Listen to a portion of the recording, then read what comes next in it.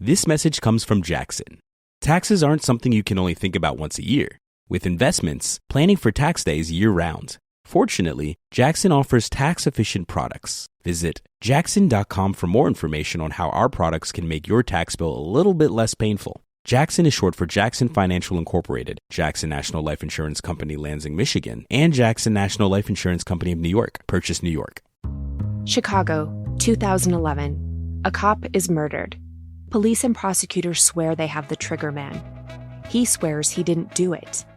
How far will each side go to prove they're right? Like it's just one bombshell after another, where you're like, what? The story of a PlayStation, a brain-eating amoeba, and the relentless pursuit of justice.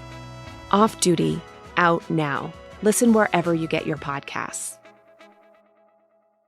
Howdy, howdy, ho, and welcome to Fantasy Fan Fellas. I'm Hayden, producer of the Fantasy Fangirls podcast and your resident lover of all things Sanderson. And I'm Steven, your bookish internet goofball, but you can call me the Smash Daddy. And we are currently deep diving Brandon Sanderson's fantasy epic, Mistborn. But here's the catch. Steven here has not read Mistborn before. That's right, hey. So each week, you'll get my unfiltered, raw reactions to every single chapter. And along the way, we'll do character deep dives, magic explainers, and Steven will even try to guess what's next. Spoiler alert, he'll be wrong. Newsflash, I'm never wrong. Episodes come out every Wednesday, and you can find Fantasy Fan Fellas wherever you get your podcasts.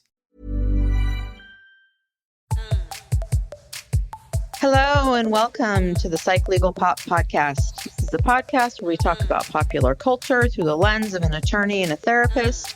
My name is Brooke Brigham and I'm the attorney. And I'm Tess Brigham. I'm the therapist.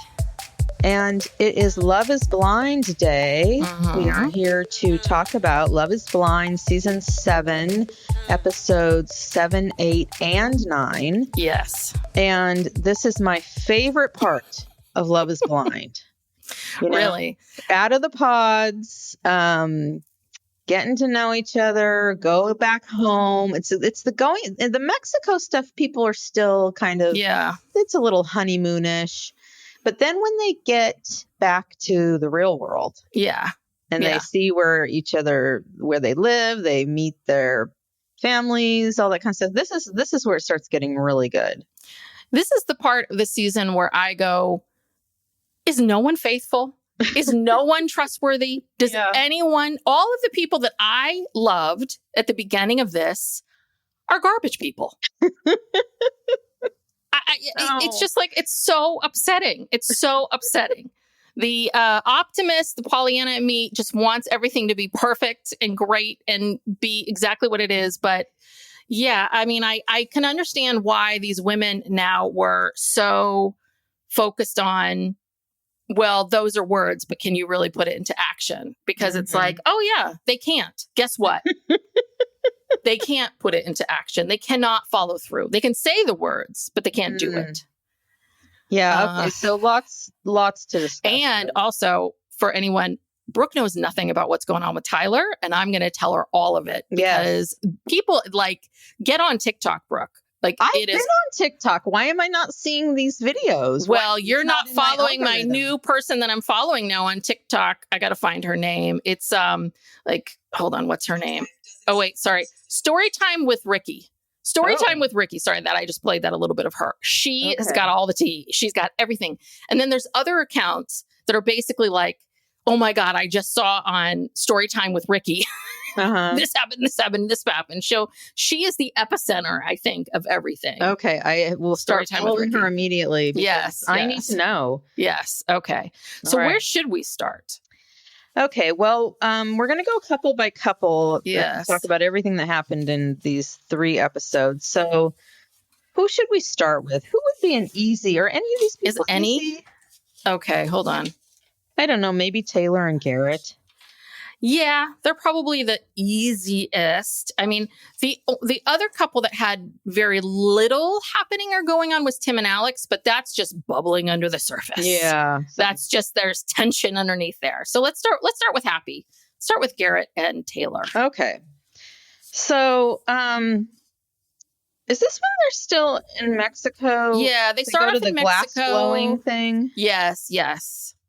And that's the other thing about Mexico is it's also another level. Like, not only are they in this honeymoon place, but like you're in this place where those villas are like $19,000 a night or something like that. Like, I read that, that is a very luxurious hotel. You're not paying for anything. Yeah, you're not stressing about, can we afford to go camel riding or can we do camel riding and glass blowing? Right. Like all of those things. Right. So yeah, that's another element to it. But yeah, he loves fish.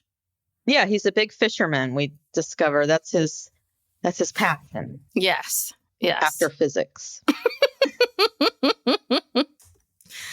But yeah, nothing happens with them in Mexico except for the glass. Really? They're having these discussions where, everything is just, everyone's saying the right thing and everything's just going swimmingly. And, but is this where I didn't realize, somehow I missed this in a later episode when they started talking about them moving to San Diego. When was that ever first brought up? I think it was brought up in Mexico. I wasn't that familiar with it. I think maybe in the pods she might have mentioned something. I didn't realize that she was from San Diego originally. Like, that's where her family is, I guess, and that she would like to go back there. I don't know, for her career, can she really go back there for her career? There's not a lot happening. Well, she said that she could stay in her job because I think she can do most of it remotely, but that she would have to, go to Washington frequently for meetings or whatever. But yeah, this San Diego thing is which you know deal. What? This messes with the premise of the show. Like, the whole point of this show is you meet someone who already lives in your city. So then that way, when you get out, you can just, that's not an issue. Like, it's one person having to move or, it's not an issue. So that's a little cheating, I think. Yeah, maybe a little bit. Yeah. Not fair. Because, it puts Garrett in a weird position because his family lives in Fredericksburg, Virginia, which is not far, I don't think, from D.C. His whole family lives there, and that's the only place he's really ever lived. And, except for college, I guess. Yeah. Yeah. So he talks about how he wants his children to be close to their grandparents and not just these people that they see a couple times a year. So I don't think that's going to go well in the in the coming episodes. That's going to be a big problem. Yeah. Well, the first sort of big thing we see the two of them, getting into this new apartment that they have, and they're reviewing each other's social media. Obviously, nothing was shocking because nothing happened after that. But the main thing is, the first thing that they do is Taylor goes to Garrett's family's house and meets his parents. And I have to say, they mentioned that Taylor has a master's from Johns Hopkins. These people are smart. They're going to make some smart goddamn kids. I mean, I was very impressed by that anyway. But and I guess we also learned that Taylor's family is very unsure about a lot of this. Dad does not want to be on camera. Taylor's dad does not want to be on camera, is willing to talk to Garrett and meet him, but he doesn't want to be on camera. And they're very skeptical about this, as Garrett's family is very skeptical and sort of like, what, we just met you, like, and you're going to be part of our family in 2 weeks. All right. Garrett's mom was bawling by the end of, they walk in, they're kind of all gathered around the kitchen island and, they're talking. And as time goes on, she just starts tearing up and getting more emotional and tearing up. And then she's just full on crying, and it's like, it was kind of weird because no one really commented on it as someone who has a boy myself, I can't tell you how many times I started bawling.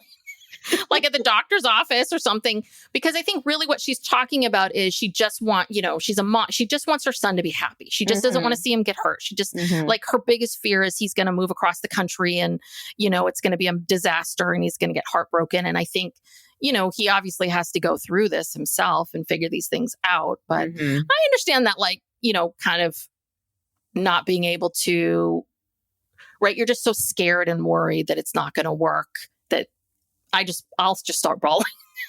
Yeah, well, I just wanted someone to comfort her. I mean, she was standing there. Yeah, the dad doesn't, but they seem like his family seems very solid. They all seem very nice and solid. And And yeah, I mean, she's there. She says all the right things. She's, Yeah. But again, so much of this is time. Like no one really knows. No one knows. Yeah. They've known each other for what, 2 weeks? Yeah. Yeah. So whose apartment do they go visit? Is that Taylor's? That's Taylor's. The one that was kind of funky. Yeah. I mean, it was nice. It was nice. It was a nice apartment. Yeah. I was like, oh, this kind of looks like a bachelor pad, kind of. It had a bachelor pad kind of feel to it. Oh, see, I thought it was very, just the way it was decorated, that kind of like, Instagram look. Maybe I'm getting hers mixed up with Tim. Women.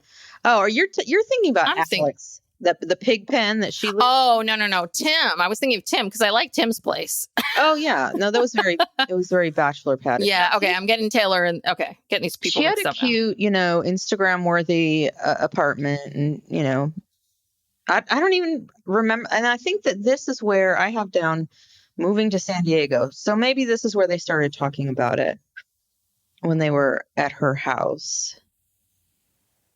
Yeah, I mean, I do remember the San Diego thing coming up before, but it's not something that's really been focused on. But what we see throughout these episodes is her just keep coming back to him, thanking him so much for being willing to go to San Diego, be willing to go to San Diego. And I kind of feel like, well, what were you going to do, Taylor, if you met someone who wasn't willing to go to San Diego? Like, what then? Was that your big deal breaker? And shouldn't you have waited for Love is Blind San Diego then? Yeah, again, the whole point of the show is it's all people from the same city. But, okay. Yeah. Obviously, she's been planning this for a long time. I don't get it. Yeah. Anyway, yeah, they're not, I don't know what else. Then at some point, they have like a nice little dinner on a rooftop or something. I mean, there's like literally, I don't know what to say about these two. Like, something's got to be coming. Like, it can't be this smooth sailing. No, I mean, Garrett's worried about her father and what happens if he doesn't give me his blessing. And, I think it's going to come down. I think their big stress is going to come down to whatever we see at that group next episode 10, whatever we see at that group event, because something happens there, or it's going to be that her parents are like, what are you doing? There is a scene. There's a scene where they're having dinner with her mom. Yeah. And the mom is just like, no, like how you don't even know each other. Yeah. What are you doing? Comment like that. Yeah. No, mom's not happy about it. Yeah. So we'll see. I mean, of all the couples as of right now, this is the one I put most of my money on, but the ones I was going to put money on before these episodes. Yeah. Have fallen apart. This is tricky. It's tricky editing. Yes, it is. Okay. Know. So that's those two. Where should we go now? Okay, so do you want to talk about Tim and Alex? Sure. Okay. So we pick up where they left off in Mexico, kind of, sort of. Like the end of episode 6 was the slow pan to Tim's shell-shocked, oh my God, what have I just done face. He was ready to leave Mexico. Yeah. But he's staying. Yes. And so they're back to their little banter back and forth. It is tense, though. Yeah, it is. Yeah. It is. And here's my other thing, too, where she's upset because he doesn't like to cuddle, but he is a hot sleeper. What is up with people wanting... I've never wanted to cuddle with someone all night long and like wrap my body around them. That's not comfortable. I don't know why all these people feel like that's what a good marriage or what good relationship is. I mean, the ability to cuddle, to be the big spoon. Yeah. And the hot sleeping. Yeah. Yeah. I don't want to be hot.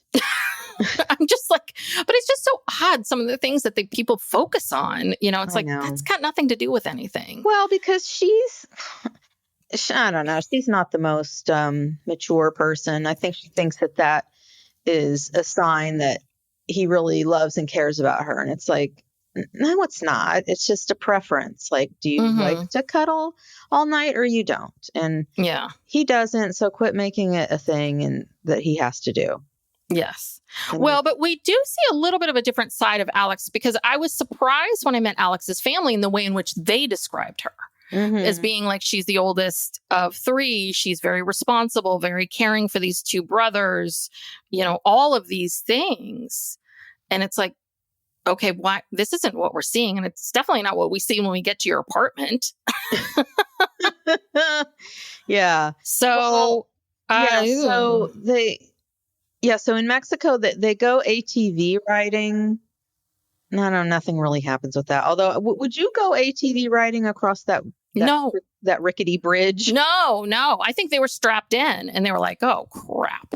Yeah. So of course, scary. I would have had a panic attack, especially if you're driving and all of a sudden you have to drive on this. I think I'd have a panic attack and like drive off the bridge.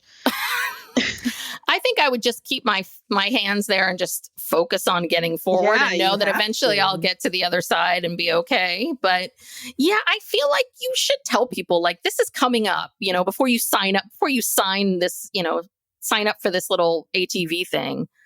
I think it would be fun to do that on the beach and some other places, but not on a suspension bridge that looked like it was, out of wood and, rope. Yeah. I don't know. Yeah. That scared me. But yeah, I mean, okay. So they get back to Washington, D.C.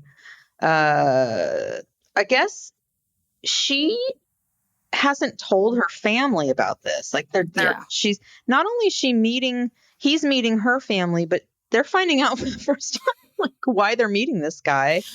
Yeah. Right? And how they met and everything. Kind of. I think she lied about the proposal part. I think she made it seem like this is part of the experiment. And then if we agree to move forward and meet each other, then we meet each other.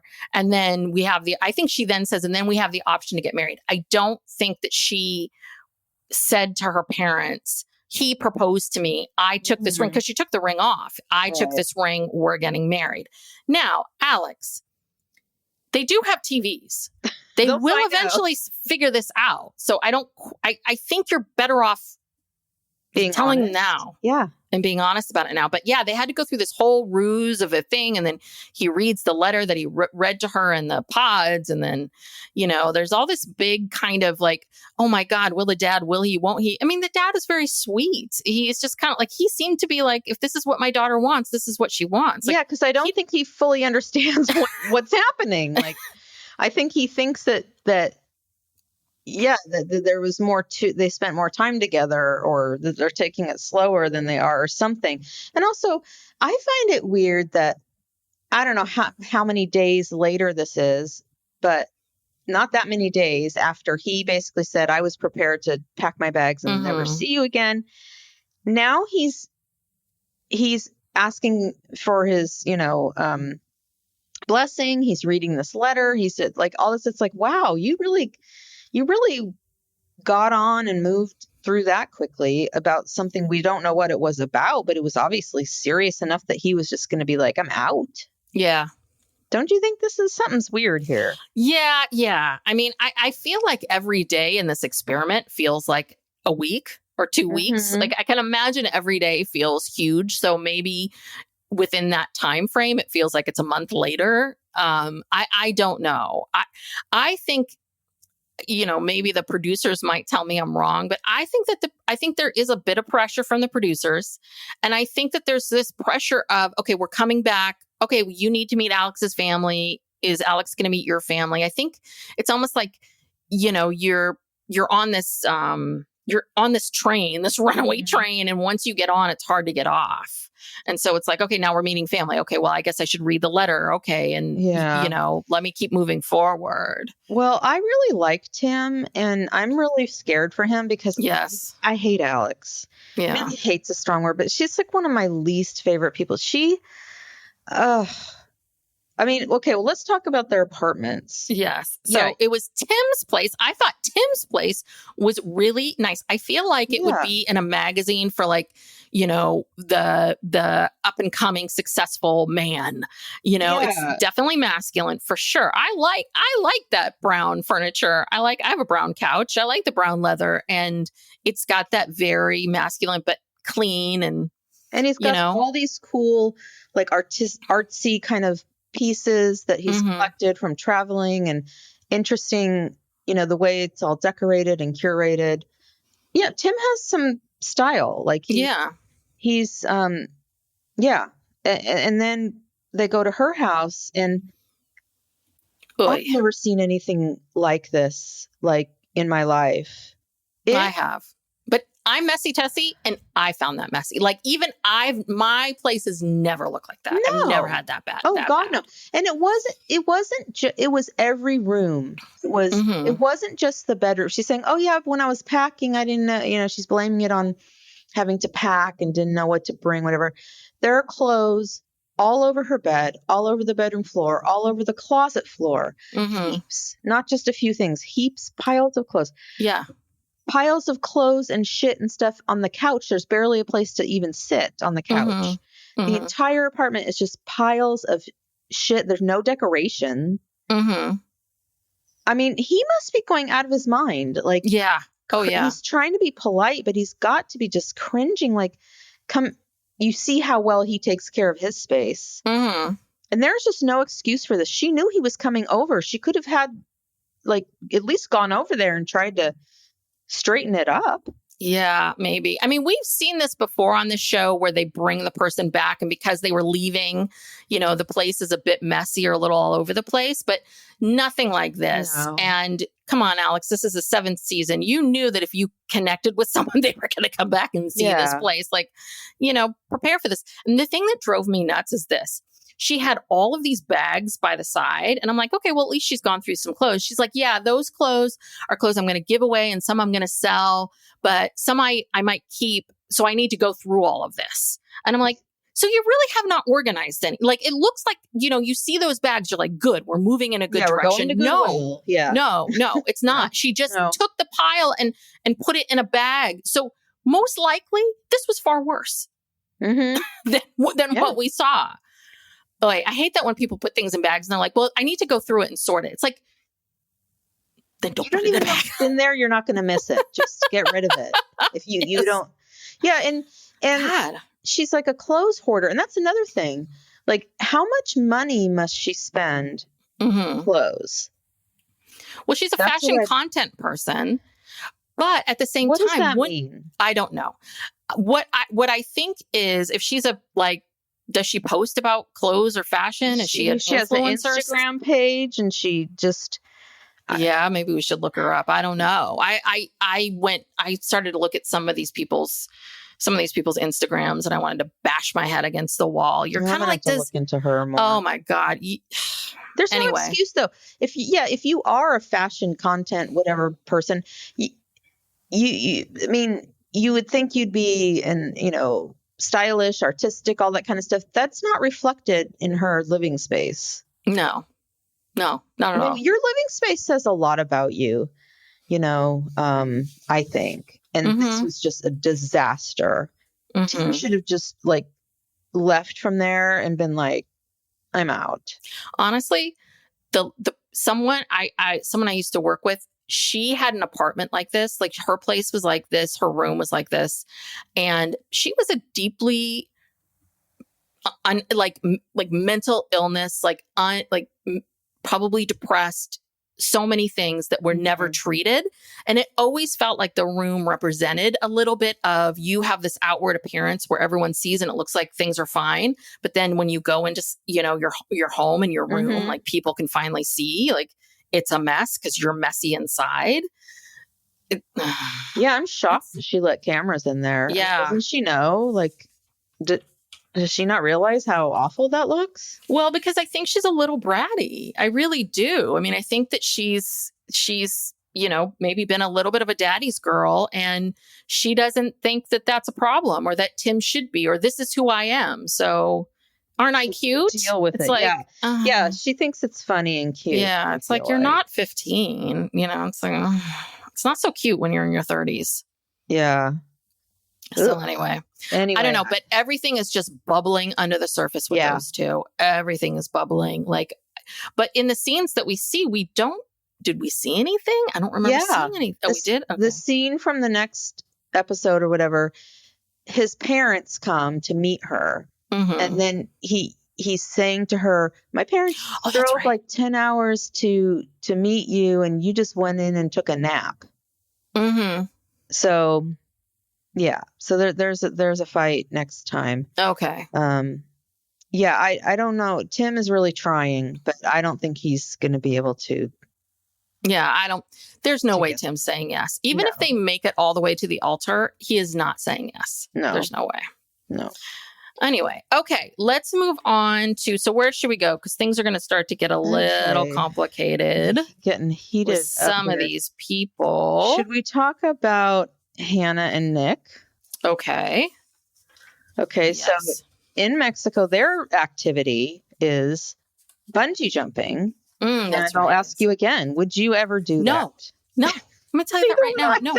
I wouldn't even do it. I wouldn't even do it in my 20s.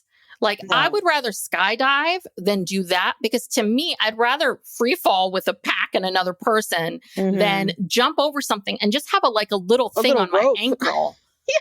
On my ankle. And with like a bungee rope. Yeah, and you get snapped around like a rag doll, that looked like painful, Yeah. Yeah. And also, we're in a foreign country too. Like, I don't want to get injured. Also, we don't know what their inspection, the level of inspections that they do on these. Yeah. Let me see when's the last time you checked this bridge? The suspension on this bridge here that we're going over. Oh, God. Yeah. No, I mean, yeah. So no, that didn't look fun. No. Okay. So then when they get back to, Washington, and immediately she just starts in with, just criticizing him. And yeah. And then telling him that she needs him to do all these chores without her asking. And he's just kind of like, okay, and literally, and then I know the other stuff happened, but this is the one thing that I just stuck in my mind, is how she starts telling him about, she's a clean freak. Yeah. I'm sorry, but can I just say, did it bother you how many paper towels she was using? Yes. And I thought I used a lot of paper towels because I love paper towels. Yeah, but it's like I can, with my son, I'm always like, Jesus Christ! Like, paper towels, especially during the pandemic. Like, you get one square. Supply. Yeah. Keep going. Sorry. Well, so she's telling him how her cleaning schedule, and she's talking about how once a week she does this deep clean where she cleans her baseboards and cleans the walls. I don't think I'm not sure if I've ever cleaned my baseboards ever. I mean, maybe the house cleaner has, but I'm like, wow. And then that's a lot. Yeah. And then she's telling him all the stuff that he's going to have to do. And literally, I think she had like a whiteboard in front of her when they were sitting at a little table in the kitchen, and she had a whiteboard on the table. I thought she was going to give him a chore chart. Oh, yeah. Yeah. She has a chore chart for him. Well, yeah. I mean, this whole thing, it started off because we see him, he goes to his house, he shows her his house, which is he's living with his parents. Well, yeah, that's a whole nother thing I want to talk about. Yeah, but first he shows her the house when his parents aren't there. Right. And then we see them back at the apartment. Now, my thing was that he comes home from work and he's wearing these skinny jeans that all these men wear, but he's wearing like a white shirt. And he changes out of that dress shirt to put on another dress shirt. That was really weird. I was like, are you going to keep working? But anyway, so he's very lost. You very, very quickly, we learn that she is, and we hear this many times, that she's been on her own since she's 18. So she's very independent and very clean and very on all of her stuff. And this guy knows nothing. Very little. Well, okay. What happened? Did I miss something? I thought she said that she has basically been on her own since she was 15, but then financially cut off at 18. She said she started working at 15. Okay. And that kind of, when we meet her family, you're a little bit like, yeah, why was she cut off? I don't know. She went to college. she do all, yeah, she's talking about how she's more mature than him, which is true. Yeah. Probably. But I don't know why she's rubbing this in his face and she's expecting him to have the same life experience. And yeah, because he has never lived on his own. Mm-hmm. He went to college and then he tried to pursue, this football career. I guess he played in the the XFL or whatever it's called, Canadian football. Yeah. Or maybe played overseas. Yeah. And so he's only 28. He's only 2 years older than her. And then he just moved home. He's been living at home for 2 years. Mm-hmm. And my guess would be he's been focused on real estate, like trying to get that rolling. And he hasn't been thinking about, right, like getting an apartment or doing. Maybe he can't afford to. Obviously, probably can't afford to move out. And then she's going down this laundry list with him of, okay, well, who's going to pay for this? Who's going to pay for that? Okay, you're going to pay for half the rent. You're going to pay for that. And then she's like, well, your parents are paying your car insurance. Are they going to continue to pay your car insurance? Are they going to continue to pay your cell phone bill? Who's going to pay that? I mean, she's just like just ticking off all this stuff. And he just has this look on his face, like, what's happening? And it was a lot. Like, it was super intense. Yeah. What she was doing to him. And I was just thinking, God, if I were him, I'd be like, oh my God, like, what's happening? I can't. Yeah. Well, what she did that really bugs me is she did this thing where he walks through the door and she says to him, can you take out the trash? Mm-hmm. And he's like, yeah. He says yes. And he goes and he takes out the trash. And she's kind of like, and then she asks him to do something else. And he does it right away. And she then sits down with him and says, well, I would like for you to, just do these things. It's like, bitch, he just walked through the door. Right. Like, is he supposed to run into the house, grab the garbage right away and run out and put it away? It's like, he barely got to change his dress shirt to know another dress shirt. I mean, like, what? Yeah. How is going on here? He doesn't even know if the garbage is full or not. Yes, because he hasn't been home all day. Guess what? Because you're unemployed, honey. And I don't think, it's like he isn't. So what? But yeah, it's I wrote this down. It's like Hannah doesn't quite understand how the world sees her, right? Mm-hmm. There's this whole thing about self-awareness. How self-aware are we? And how, and is what we project out and how people take us in, is that accurate to how we see it? Mm-hmm. And she's one of these people, and maybe it's because she's young, she really has no idea what she's putting out there because she thinks that she is this uber funny, uber together, hip happening, like, strong, person. And it's like, well, no, you've had to do some things early because of your family, but you're very mean. She's really mean to him. Yeah. And you have no idea what it's like to really be in a relationship, because part of being in a relationship is like, oh no, the pasta's in the cupboard, go get it in the cupboard. And then he's trying to ask her about boiling water. Now, yes, 28, you would think he knows how to boil water, but did you see at one point, he's like asking her, do you want me to do half of it or 3/4? Or he's just asking. And it's a little bit like she just grabs the pot and starts filling it up. I'm like, I know people like this. Mm-hmm. What's going to happen is this. You're going to feel like you're the only one that can do things. So you'll do everything. And then you're resentful towards people for not doing those things. And then you start to get resentful because people are not reading your mind. And then what that becomes is you start to become a mega bitch. I have a client who's going through this, like really mean and speak rudely to your partner, which really then creates this aura of disrespect. Yeah, and she's already being so rude. She's like, well, I'm the type of person, it's my way or the highway.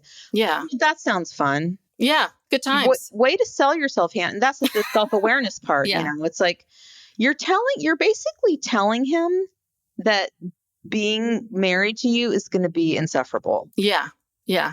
But I love all this. It's my way or the highway. It's like, then you know what? Be single and work for yourself. Yeah. Then go sit in a hovel somewhere. Because if it's your way or the highway, then do not get married, do not have children, and do not work for other people. Because, you're going to have to answer to somebody at some point, and you're going to have to compromise. Eat a piece of shit pie, at some point. It's, She's really passive aggressive. But then she kind of, in the last episode, she changes a bit, or maybe she doesn't really change. But I want to talk about like Nick's house. Yeah, hold on a second. So wait a minute. Okay. So Cade, who came over, I was a little confused. Is Cade? At first, I was like, "Is this her brother?" But then I was like, "No, we meet the brother." But No, I think it is her brother. So Cade's her brother.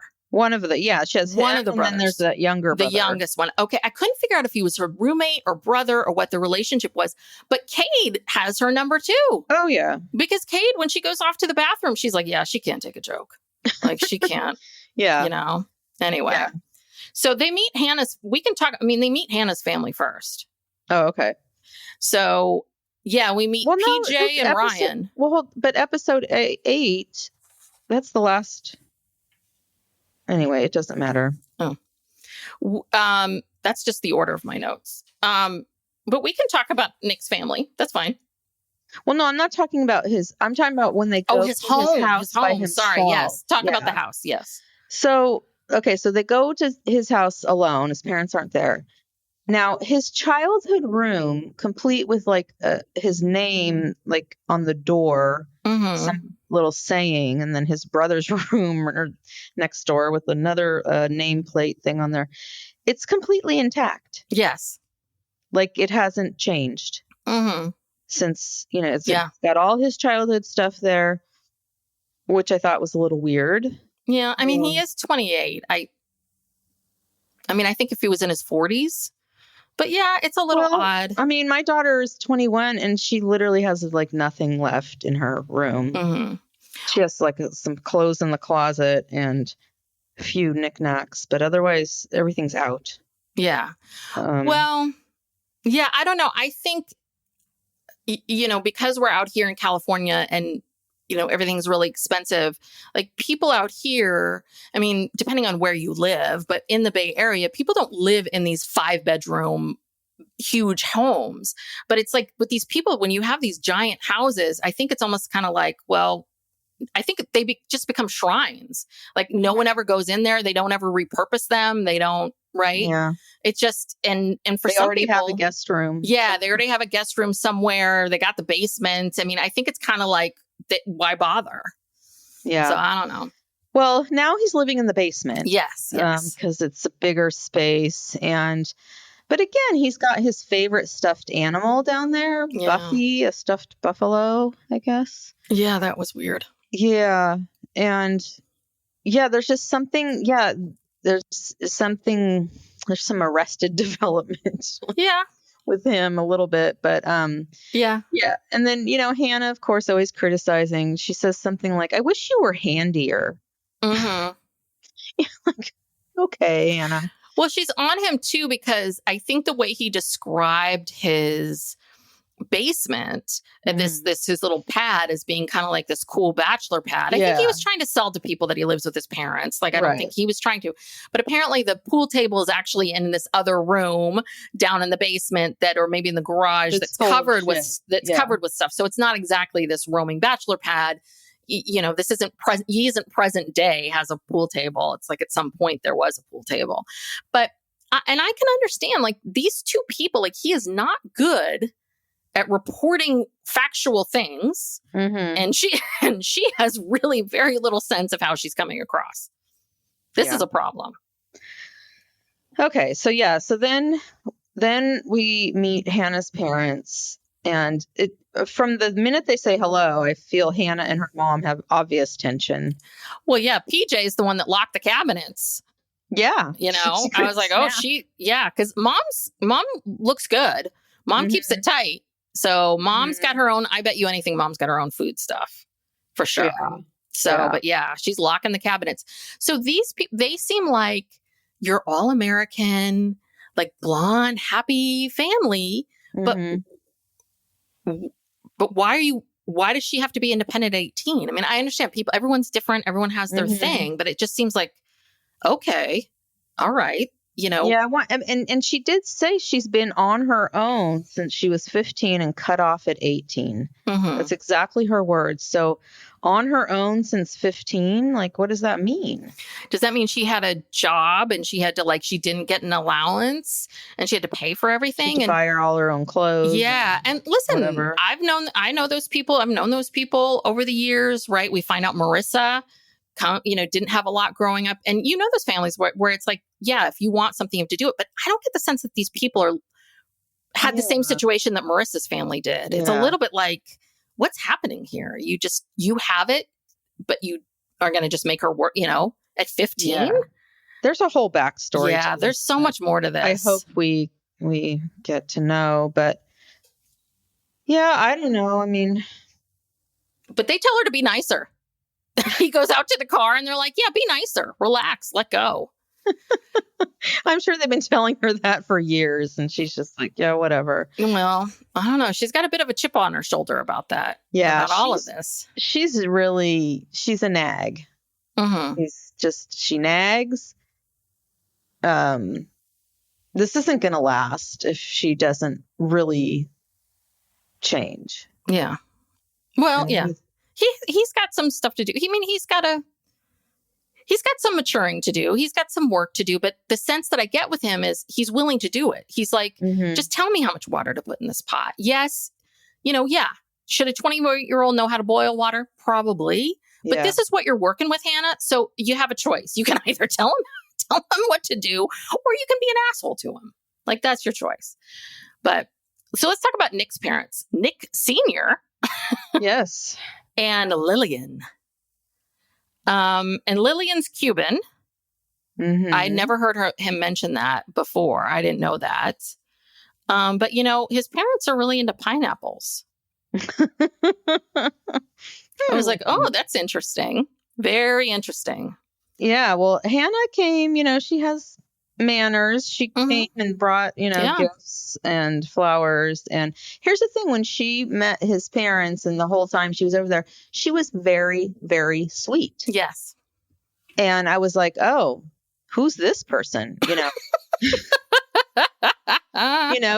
normally, she's putting Nick down. She's nagging him. She's nitpicking. Even when her brother came over, she wasn't even trying to, change at all. But now she's with his parents, so she's got to be nice. Mm-hmm. So I don't know. Is that real? Is that just she was so nice to them? And Nick's mom was just like, oh my God, I love her so much. She's just wonderful. And it's like, well, you don't really know her. You haven't watched the dailies, lady. And that's the thing. When she was talking to Lillian, Lillian admits, I probably spoiled my kids. I probably did a lot more for them. It sounds like he has a brother. And she said it was all about sports. And, for us, it was about prioritizing being at the sports, being present and being present for them. And she said that's what was important. And, and I can also imagine too, the other thing with Nick is in some ways, even though he's 28, it's like, you got, he had this dream. He obviously had. So it's almost a little bit like he's only 2 years into true adulthood. I think that he has been in this kind of funky spot for a long time. And so, he's just now like a 24-year-old trying to build his life, not 28. So anywho, but they seem lovely people. They seem very nice, very kind. They kept talking about how different he is. Like, we've never met anyone before. He seems to be smitten with you. Isn't this wonderful? Isn't this great? Of all the families, they were the most like, hey, let's do it. Right. And also, I think Nick is a nice person. He, when he was in the pods, he was trying to be like smooth and what, but that's, of course, everybody is. Everyone's trying to get people to like them and whatever. But honestly, he's just kind of a regular guy. You know, he's not douchey, even though he came off douchey and sometimes in the pods, that's not who he is. He's just a nice guy. I think he came across that way because I think he felt a lot of insecurity about being 28 and living at home and just starting this career. And he's meeting all these women that are far more established. And I think that he thought, okay, I have to show them something. I have to be this. And then he quickly realized okay, no, I just need to be myself. And that's when we saw him. So I don't know, Nick, run. You and Tim should just run. Yeah. God. Help them, save them. Yes. So we have Monica and Steven, or you want to go to Ramses? Okay, let's talk about Ramses and Marissa. Yeah, there was a lot of different stuff all over the place with this. These two keep having political discussions and religious discussions, and Jesus Christ. Well, it feels to me like, I don't know what they talked about in the pods, but I don't know how substantive, if they talked about anything more than like astrology and, because now it seems like for the first time they're kind of understanding more about each other. But yeah, and this was interesting. So going back to Mexico, they go out on this boat ride around the little bay harbor there. We've been there. In Cabo? Yeah. Yeah. Yeah, Layla and I, we kayaked out there. Ooh. That rock formation. Mm-hmm. I don't know what it's called. There's a name for it, but that rock formation where they took the boat out to, and it's like, there's people kayaking out there, and then there's all these boats just randomly, like big boats, like the one that they were on, where there's no regulations. Like the boats are just out there tooling around. And so they create all these waves, and we're just in this little kayak. And every time a boat would go by, the water would like rise. Like all of a sudden, there's these waves, and the whole time I was like, "Oh my god, I'm going to tip over!" But we never tipped over. Wow, dangerous! Yes. Look at you, Brooke, doing dangerous things in Mexico, just like these Love Is Blind people. It was, I was out there on the water. I was on some big boat. I was like. I was there. Yeah. And then we paddled out. We so we were in the kayak so we could go through the rocks and everything. It was fun. It was, but we were laughing. Like every time a boat would go by, it's like, oh God, hold on. We don't capsize. Were you guys in separate kayaks or did you share a kayak? No, we were in the same kayak. Yeah. Okay. And I think she was in the front because, she's the more, not responsible. That's not the right word. Like I was kind of scared of the whole thing, and she's like, "Oh God, come on," She's like leading the way. I'm just hanging on, but anyway, so they're out on this boat, and there's all this. They're both like looking all, hot, and they're like this cool couple. And then I feel like when we get back to Washington D.C., we see a completely different Marissa. We get back to DC, and now it's not vacation Marissa. It's like corporate Marissa. Yeah, she straightened her hair. She's wearing conservative clothing. Well, she's a law clerk, so very nondescript, kind of conservative. Well, so I think she's still in school at this point because she's talking about driving back and forth. Like she goes to school in Baltimore. Well, I think she lives. This is the sense I get. So I believe she lives in Baltimore, and she can't. So it says she's a law. So even if she's in, I don't know if she's in school and a law clerk or what it is, but whatever it is, wherever she has to go every day is in Baltimore. But these apartments, I guess, are in DC. So that's what she was saying about 2 hours.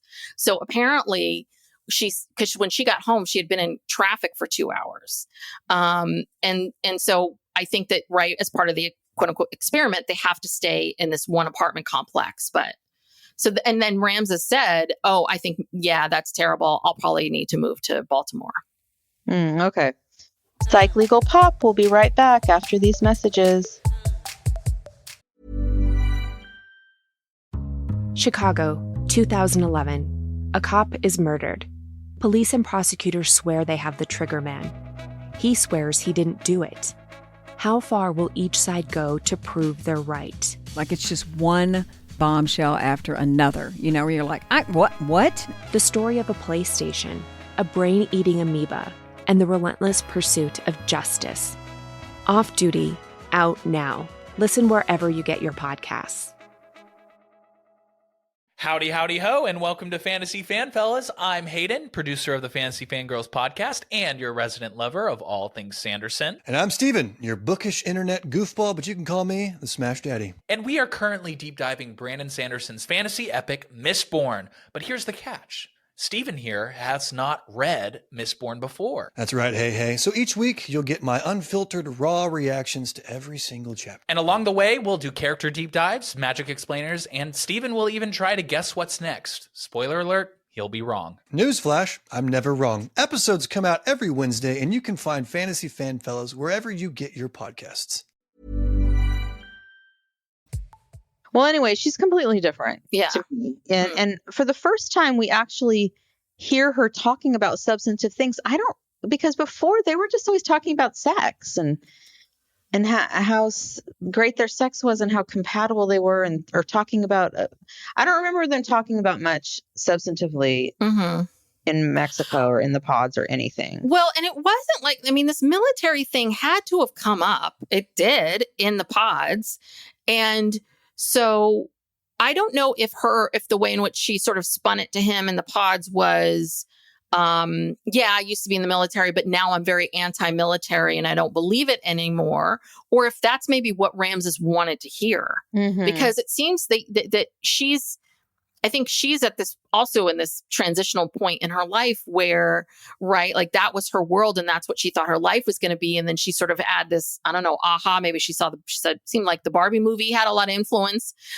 So, she sees this movie or she has this aha and she decides to like, maybe I don't want to be in the military. Maybe this isn't my career, but he wants her to basically kind of like denounce it. The anti-military. Be anti-military. And it's a little bit like, okay, Ramses, this is not, he wants everything to be so black and white. And I'm like, but these things aren't black and white, they aren't. The military, isn't black and white. And she kept going to this whole thing about supporting the troops. It's like, God, Ramses, you can't even support the troops. No, he said that for him, it's a morality thing.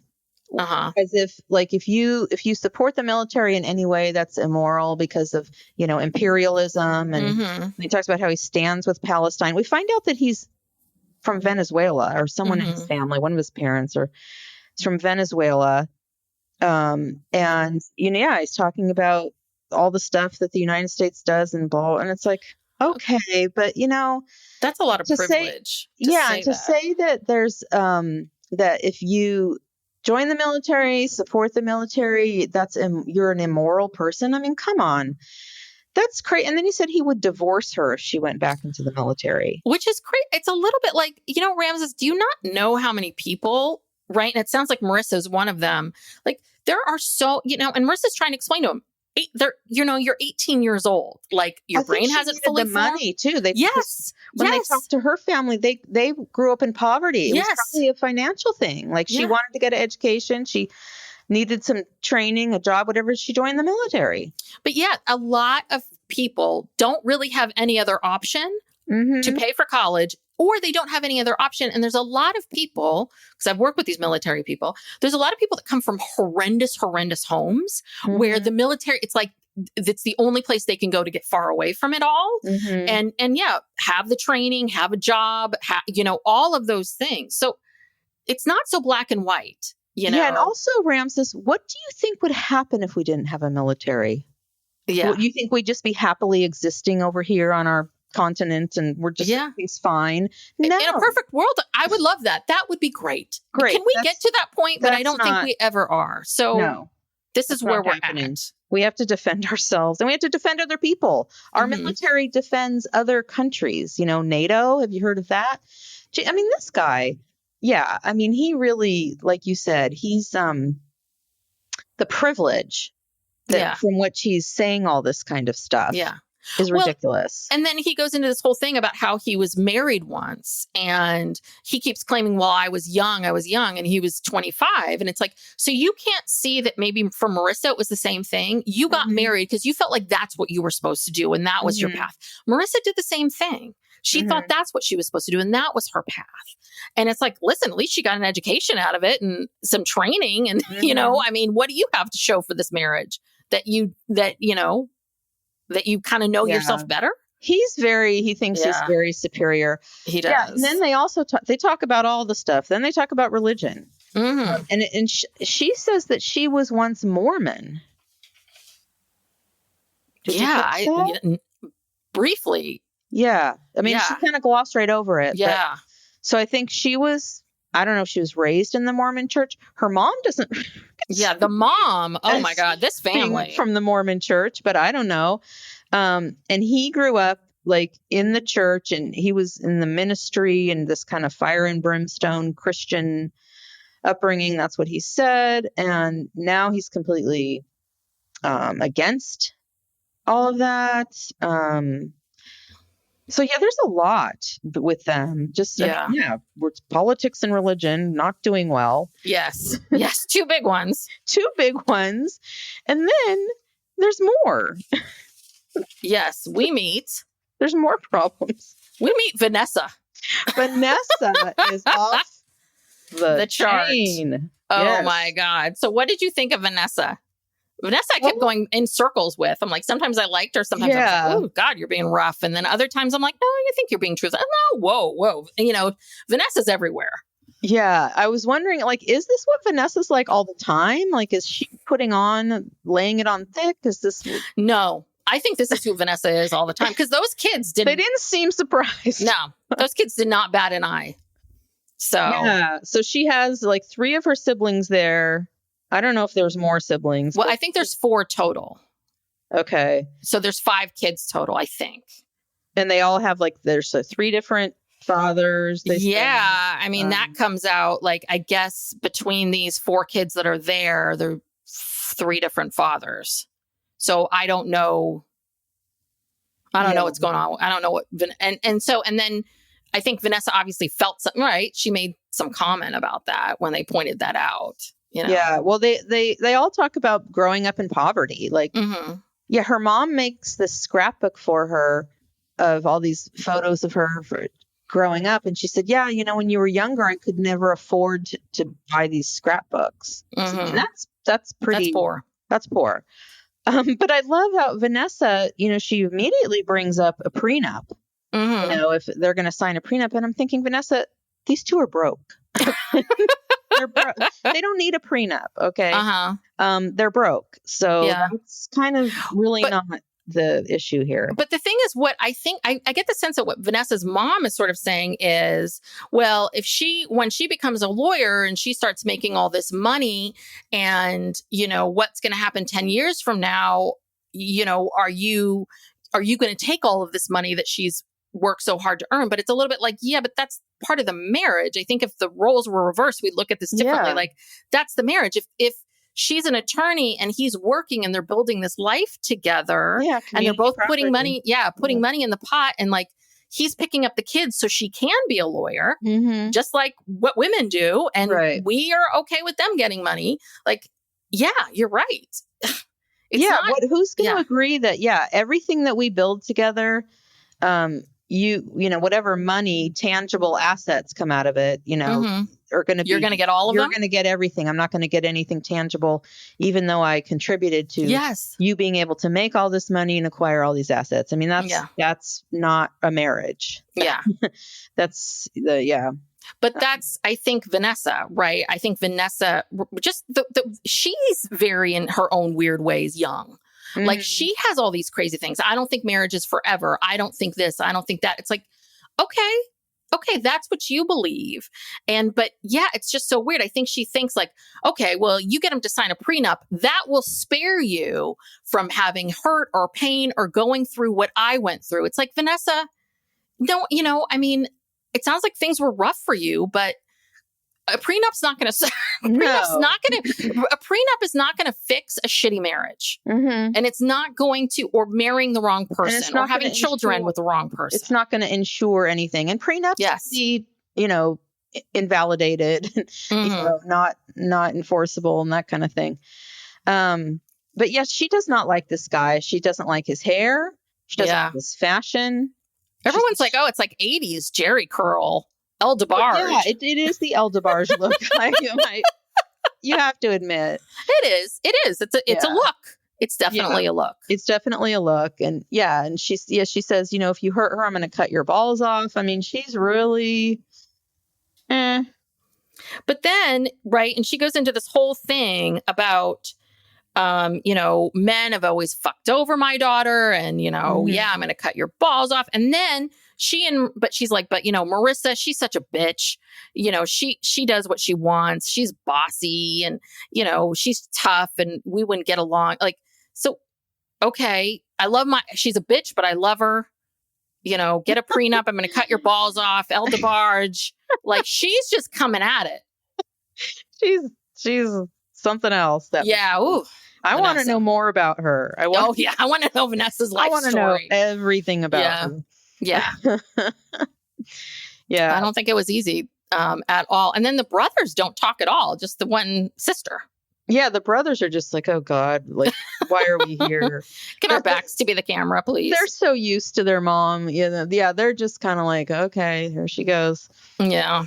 Yeah. So then later that night, I guess, they start to have this discussion about their timeline for having kids. And he's saying he wants to wait like 4 years. She's saying more like 2 or maybe 3. Yeah, because she's 32?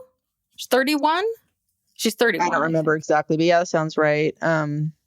Yeah, and because if you want to have multiple kids, then she kind of has to start now. Got to start now. And then this whole birth control topic comes up, which is really kind of fascinating because obviously they have been, having a lot of sex, unprotected sex. Mm-hmm. Apparently, this whole time. Yeah. This whole time. And they talk about how they can't just keep, doing these risky games. And she says she does not want to be on birth control. So I assume she's talking about birth control pills. Or like, whatever, those things that they put in your implants. Or like, does the IUD, does the IUD screw up your hormones or no? Well, there are hormones in the IUD. Mm-hmm. A little bit, I believe. But that was my question. It's like, okay, you don't want to take birth control. Does that mean just the birth control pill? Because there are other options, but I guess every form of birth control has got the hormones in it. The implants have the hormones. Mm-hmm. But then that only leaves you with the condom thing, which is not 100% effective. And also, he's not going to go for that. Well, no, he's made that very clear. Yeah. He's not going for that. So this is, he basically says he doesn't want it. And then she says something like, well, I guess if I get pregnant, okay, so it's sort of passive aggressive because she wants to have kids sooner rather than later and he wants to wait. And she's basically telling him, well, if you're not going to wear a condom, then I guess if I get pregnant, I get pregnant. Mm-hmm. Yeah. So it's very weird. Yeah. Yeah. But then if that's what he wants, he needs to wear a condom because the condoms don't bother her. They bother him. True. Yes. True. But yeah, you too. Woof. Boy, it was just, they just were doing it the whole time in Mexico. They didn't even bother talking to each other about anything. Raw dogging it. Yeah. All over the place. All over Mexico. They're like, oh, it's a reality. We're back now.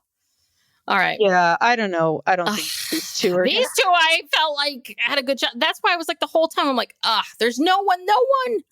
Okay, let's get to the two couples that I thought had a really good shot. And now, don't. Okay. It's very upsetting. Who should we do first?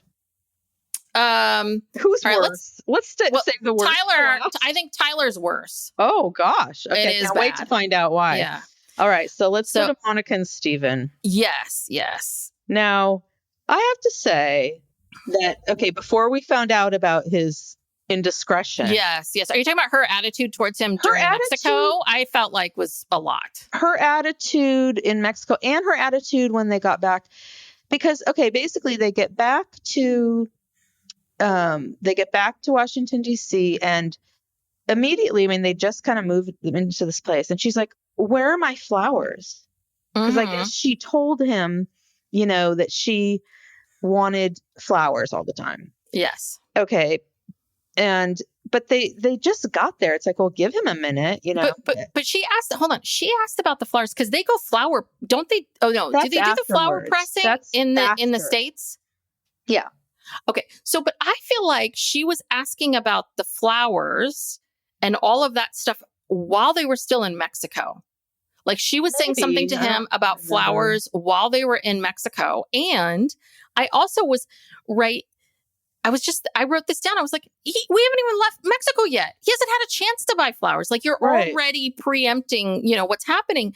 And then when they all gathered together and the fireworks started, Monica's like very passive aggressive with him of like, he's having this serious conversation with Garrett.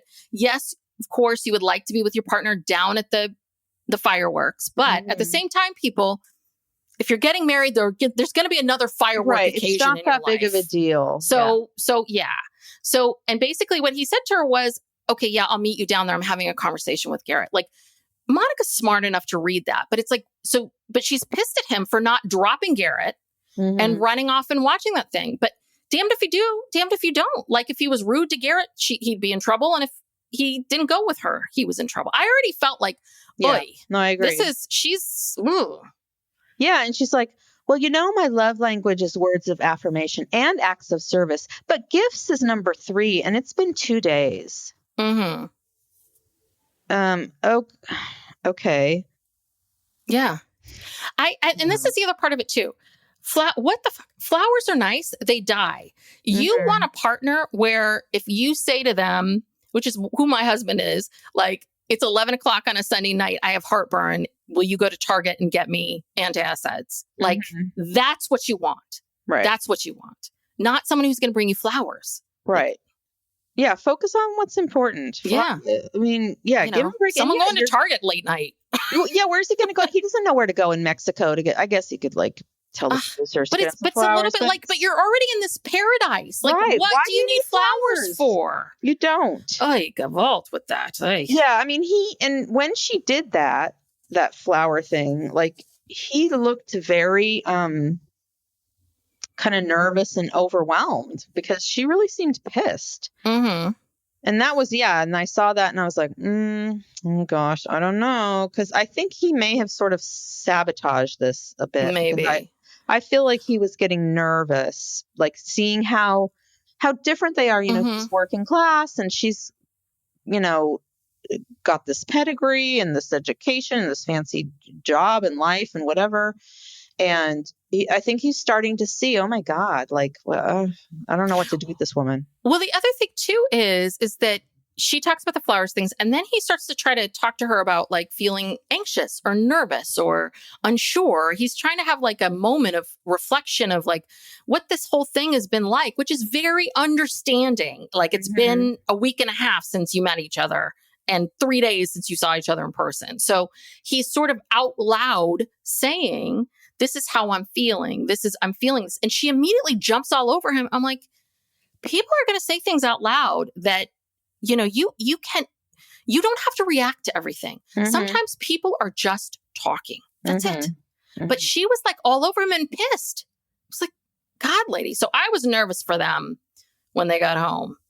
So, and then I guess Stephen lost his job. So I guess he left, much like Hannah, left on this thing and said, if I lose my job, I lose my job, or whatever it is. And he comes back and then he gets into this whole thing about how all women have this combination that men need to figure out. And every combination is different for every woman. But most women don't know their combinations. I'm like, I think he was talking about sex. Okay. Remember he said something about like, oh God, they were talking about like anal sex. These two also. First, she said something like, I like how much attention you pay to my vagina. Mm-hmm. And then that's when he started talking about the combinations. Like, it's like trying to figure out how to please her. Yeah, that was all weird. Yeah. And then she said that she would like less butt stabs. So I guess he's with his boner, because we've already heard about his boners, his big constant boners. So I guess he gets a boner and butt stabs her. I don't know why. I don't know what's happening. Is it an accident, or is he trying to signal that he wants to have anal sex and he's trying to see how she's going to react to it? Yeah, I think maybe he is. I think he's poking to see, like, to see how does she react to this? Yes. And I'm just like, this is TMI. I don't need to know all this. This is too much. Guys. I wrote down, they make me uncomfortable. I'm really uncomfortable. I feel like the acupuncturist. Like, yes. Yeah, the poor acupuncturist. He was uncomfortable too.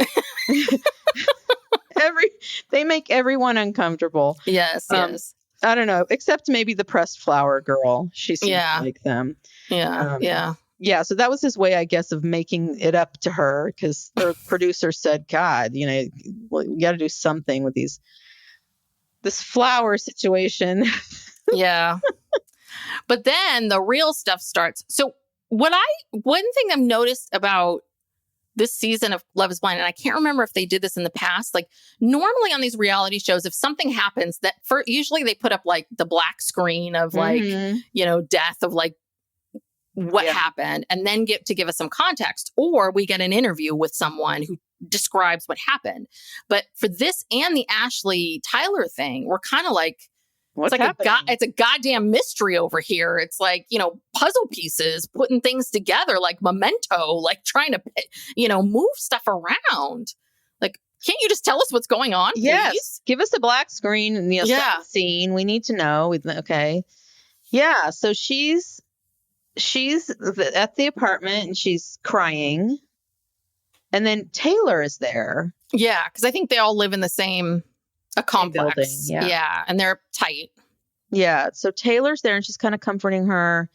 And then Taylor leaves. And okay, bottom line, what I can, what I was able to take away from this was that he supposedly went to a sleep test, took one of those sleep tests. I don't know if he actually did go to that or not, but she found a bunch of text, I guess. How did she find his texts? I don't know. They didn't explain. Is she going through his phone? She must have. It's not like he's going to show her. So she found texts where he was texting the night before when he's supposed to be at this sleep test, texting with a woman and talking about what she says is a bunch of gross stuff. She said something about fetishes. And it was just really disgusting, but I don't know. We don't know. What were they talking about? Was it, but who, I don't know. Yeah. I think he was sexting with someone, basically some stuff, and then the best is, so he sheepishly comes out and he sits down. She starts grilling him about this. Like, when were you texting? And you texted last night and texted today and blah, blah, blah. But the best is he said he deleted his texts. I'm like, oh, Steven, that didn't work for you. Help anything. That never helps anybody.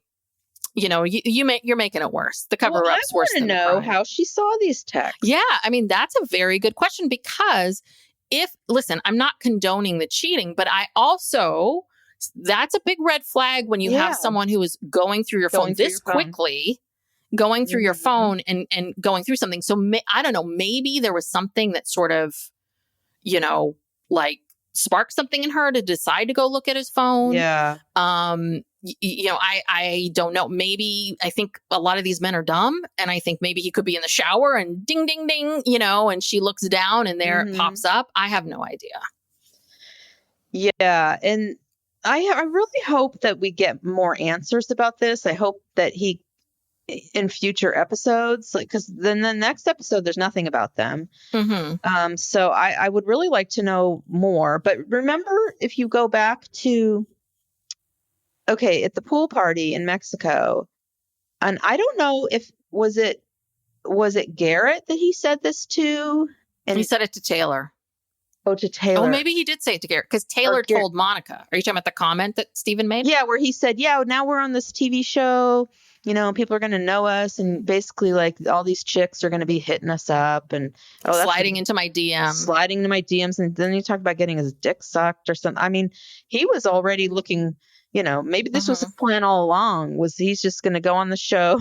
He didn't think he'd get picked, but he'd get a bunch of attention from from women. I don't know. But yeah, he was telling that to Garrett, and I think Garrett told Taylor. Yeah. And Taylor told then maybe Monica. That's what prompted, if Taylor then told Monica, that's what prompted her to be suspicious and start looking at his phone, right? No, because Monica told her that we see Taylor telling Monica that comment.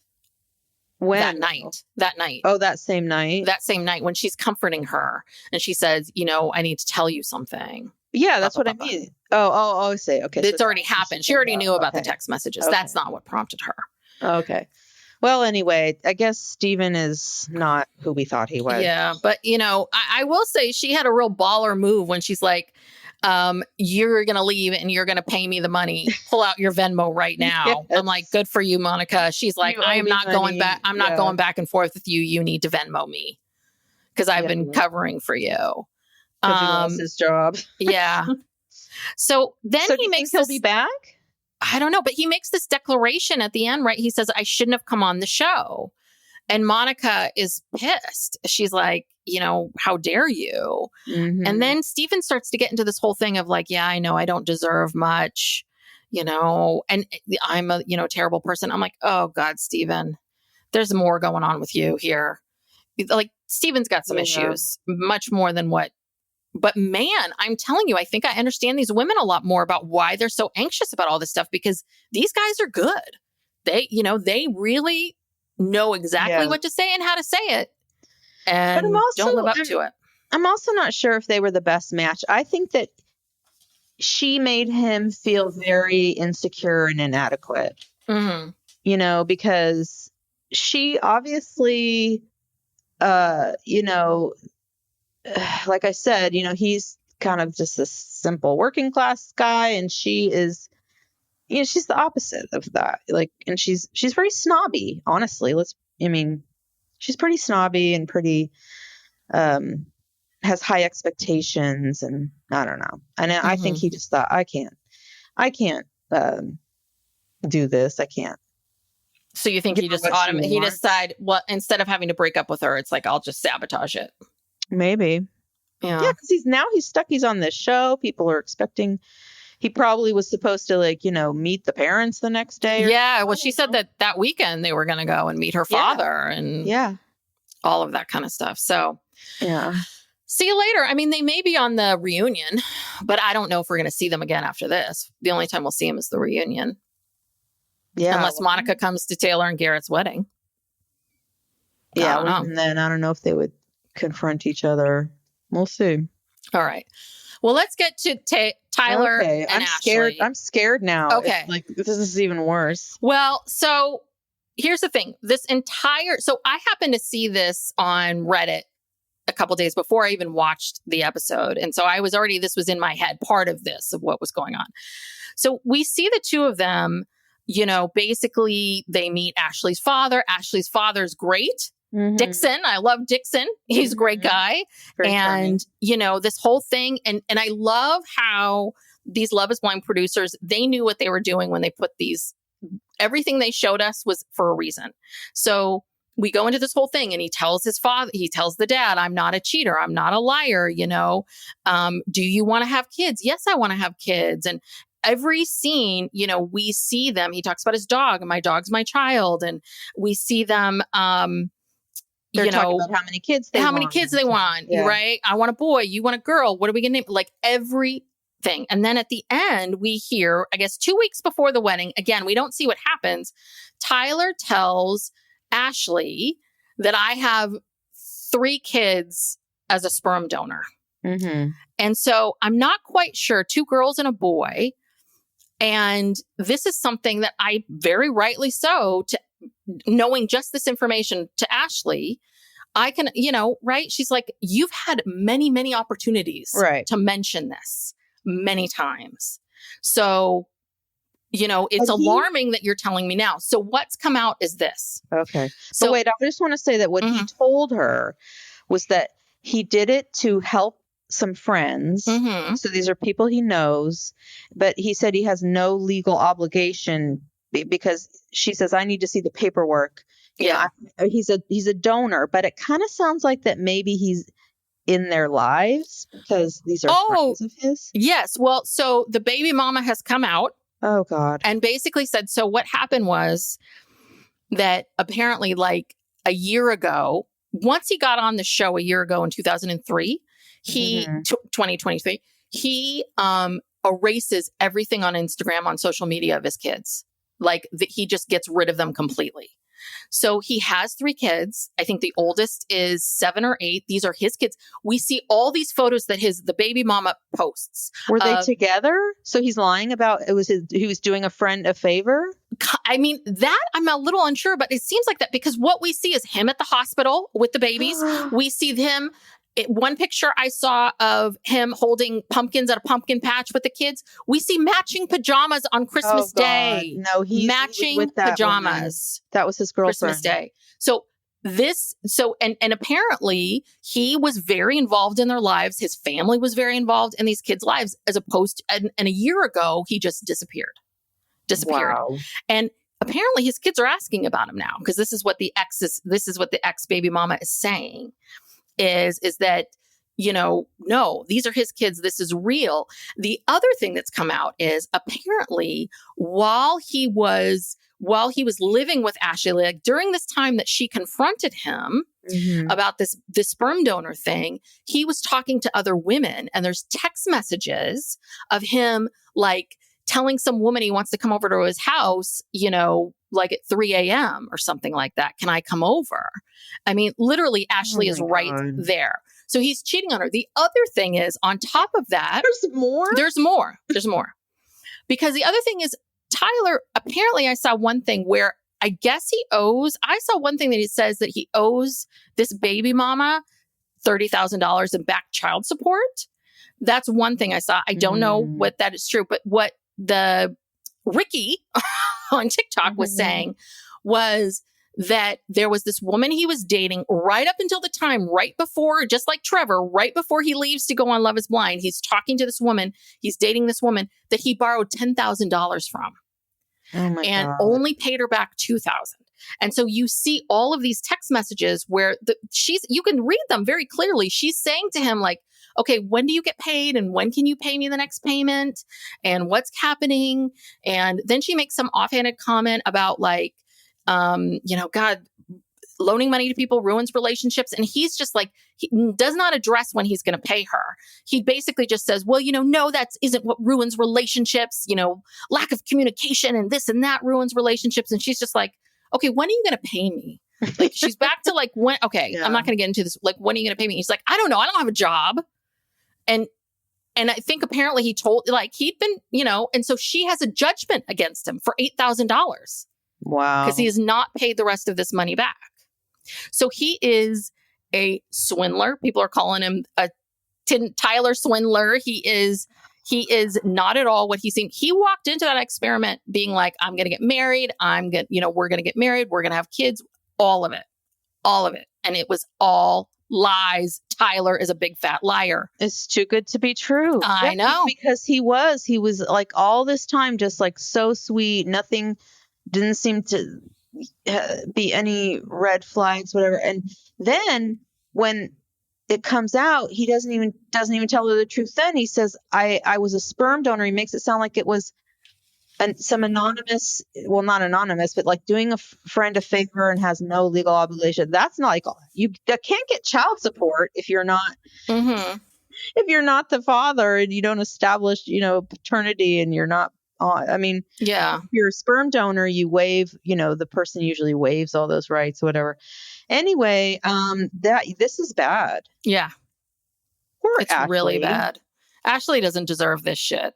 No, she doesn't. And I mean, it was always right with them. It was a bit unnerving how much it was like half the time when you hear her talk, I'm like, God, I barely know her voice because it's just him talking about how wonderful everything is. Mm-hmm. Yeah, I mean, we should have known. Yeah, we should have known.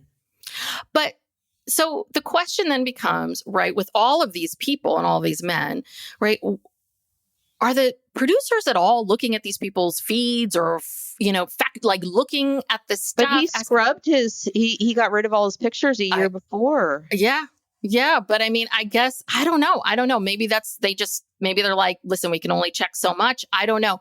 I was going to praise the producers and the casting directors of like how well they did. Like by episode 6, I was thinking, God, you really nailed it. Yeah, these people seem to really like each other. And now it's like, it's all falling apart. I don't know if anyone's going to get married. Maybe Garrett and Taylor. That's the only couple I could see. Yeah, I know. Although strangely, I think that that Nick and Hannah they might get married. Yeah. I think they might just like learn how to deal with each other. But because Nick isn't doing anything dishonest. You know what I mean? Like, they might have their differences or whatever, but yeah, Nick's a nice guy. Yeah.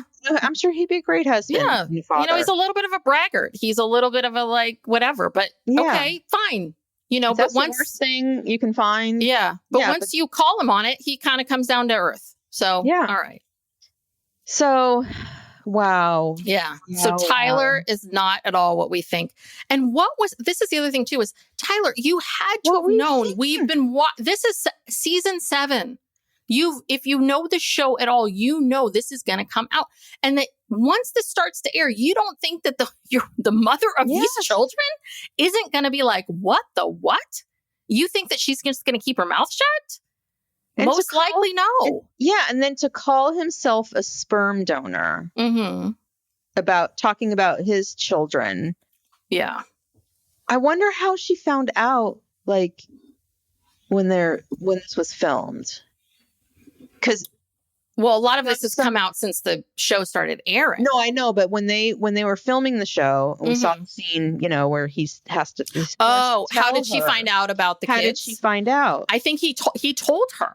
I think he was like, "Oh shit, this thing is happening in 2 weeks. Yeah. I've got to kind of like, I got to get ahead of this. What can I tell her that will?" appease her. So it's still, I don't know about the $30,000. That's just something I saw on Reddit. So that's alleged. None of this is fact checked. So that I don't know, but there's obviously, so I don't know. It's really unclear, but it seems very much like he was the father to these children. Yeah. So I don't quite understand how he thinks that he was going to get away with saying that he was a sperm donor. Yeah. Like, that wasn't going to fix it. Yeah. What? You're just going to abandon your kids and never see them again because you're just a sperm donor. You don't have any, paternal relationship with it. Yeah. What did he think was going to happen going forward? Yeah. But just all of those conversations about kids, I was like, God, like one conversation after another about kids and like having kids and all of that. It's like, Ashley's right. Like, there were so many opportunities for you to talk about this, but now we know he never mentioned it because he was lying about it. Wow, I got to get on TikTok. Yeah, you got to catch up. Yeah, it is some crazy stuff out there. I'm stunned. Yes. I know. Wow. Don't meet your heroes, people. Don't meet your heroes. Ugh, I hate everybody. I just don't like it. I like Ashley and Dixon. I like those Ashley. two. Oh, God, Dixon must be pissed. Dixon should go cut his balls off. I think we should sick Vanessa. Yes. Stick Vanessa on Tyler. Let's tell her about this. She'll know what to do. Yeah. Oof. So I can't even do my predictions of who's going to get married. I don't know. I don't know either. I don't know. God, this show's good. I love this show. Can we just have this go year round? I mean, can Netflix just, shell out some more money so we can just have constant production but now, every good reality show ends up getting spoiled. Yes. When, enough time has gone by that, people start to game the system. Yeah. And then we get people like Tyler. Yeah. I mean, but what is his motivation in doing this? What did he think was going to be positive for him?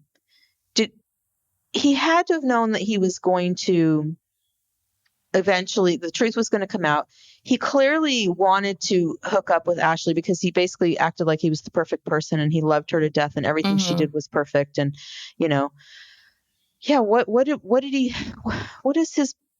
what is his point? Like, I don't know. I mean, that's the part, that's a little different than the Steven thing, because the Steven thing is a little bit of, okay, I can see how you maybe incorrectly. This is how maybe you were unsure about all this and feeling insecure or feeling whatever. And then you kind of, start texting someone and sexting someone. Like, okay, I'm not condoning that behavior, but I can see that. I can see how you can get there. And then, of course, he's embarrassed on television. Mm-hmm. Tyler, what did you think? Yeah. Like, this one, you're absolutely right. Like, what did you think was going to happen when you eventually told her about these kids? Like, what did you think was going to happen when people found out? Like, what did you think was going to happen? And then, he's talking, he's got these, some women on, before he's leaving for the show. He's got these women after he's leaving for the show. I think Tyler's someone who just needs female attention. I think he just needs a lot of that attention all the time. And I think he's always thinking, like, how do I present myself in a way that I'm most desirable? And I think he thought kids wasn't going to work.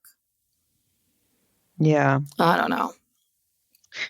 Well, but that was premeditated because he erased all those photos. Like, he knew what he was doing. So anyhow. All right. Well, wrap us up. Bring us home. Wow. Okay. I'm speechless, but yes. Okay. So thank you for joining us. We'll be back next week to see what happens with the next episodes. We will cover episodes 10 and 11 next week. So that's the weddings. And then after that's the reunion. Yes. No, I think the 12 is the weddings. Oh, okay. Maybe they'll start in 11. But the finale is episode 12. Okay. Which would be the week after. So the weddings might start next week. I don't know. I feel like we have so far to go to get to a wedding. There's so many issues here. They drop these episodes and it's like, sometimes I'm like, God, I can't listen to these people anymore. I need a break. So I don't understand why they can't just do this like 2 episodes a week or something. Or how about 1 a week? Let's stretch it out and have fun with this. Yeah. Like, I don't know why. Maybe because the longer the show goes on, the more shit starts to come out about these people. Maybe. And they got to hurry up and get it out and, try to maintain some control over it. Yeah. Cause the Tyler stuff or I already saw something about that on Reddit before these episodes even came out. These episodes came out. So it was already, so maybe it's that. I don't know. Well, okay, let's come back next week and we'll see what happens. Thank you so much, everyone, for joining us. And if you haven't already listened to, we have episodes 1 through 6. They're in 2 different episodes. There's 1 and 2, and then 3 through 6. Just look in the feed. And if you want to support our podcast, there's a few ways you can do that. You can subscribe to the podcast. That helps us. You can leave a 5-star rating or review. That helps us. And if you want more content, we have a Patreon. If you go over to patreon.com/psychlegalpop podcast. Yes. On Patreon, we have a couple different tiers where you get bonus content. So check that out if you're interested. And we will see you next time. Yeah. All right. Bye. Howdy, howdy, ho, and welcome to Fantasy Fan Fellas. I'm Hayden, producer of the Fantasy Fangirls podcast and your resident lover of all things Sanderson. And I'm Steven, your bookish internet goofball, but you can call me the Smash Daddy. And we are currently deep diving Brandon Sanderson's fantasy epic, Mistborn. But here's the catch. Steven here has not read Mistborn before. That's right, hey. So each week, you'll get my unfiltered, raw reactions to every single chapter. And along the way, we'll do character deep dives, magic explainers, and Steven will even try to guess what's next. Spoiler alert, he'll be wrong. Newsflash, I'm never wrong. Episodes come out every Wednesday, and you can find Fantasy Fan Fellas wherever you get your podcasts. Pepsi Prebiotic Cola in original and cherry vanilla. That Pepsi taste you love, with no artificial sweeteners, only 30 calories, just 5 grams of sugar, and 3 grams of prebiotic fiber. That great Pepsi taste with even more to love. Pepsi Prebiotic Cola. Unbelievably Pepsi.